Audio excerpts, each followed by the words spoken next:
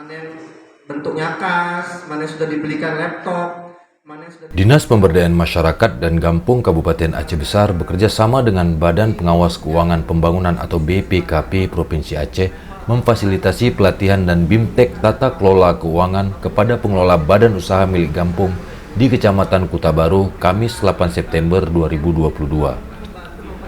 Kegiatan pelatihan yang diikuti oleh 47 direktur dan pelaku badan usaha milik Gampung dalam wilayah Kecamatan Kuta Baru tersebut berisikan materi terkait tata kelola keuangan dan tata cara pembukuan laporan keuangan yang disampaikan oleh Nasriani, salah seorang auditor media BPKP dari Provinsi Aceh.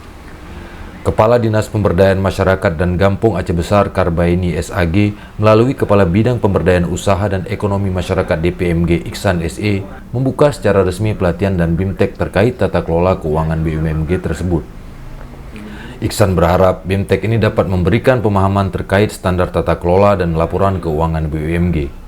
Ia menerangkan bahwa kegiatan ini murni inisiatif sosial dari pemerintah daerah dan BPKP Aceh tanpa plotting dana anggaran daerah.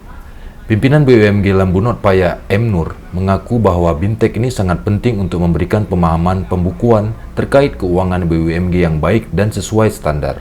M. Nur mengucapkan terima kasih kepada DPMG Aceh Besar dan BPKP Aceh yang telah memberikan pemahaman betapa pentingnya pelaporan keuangan oleh BUMG. Data itu ada kan? Nah, dari data itu nanti kita bisa buat laporan laba rugi Bapak Ibu.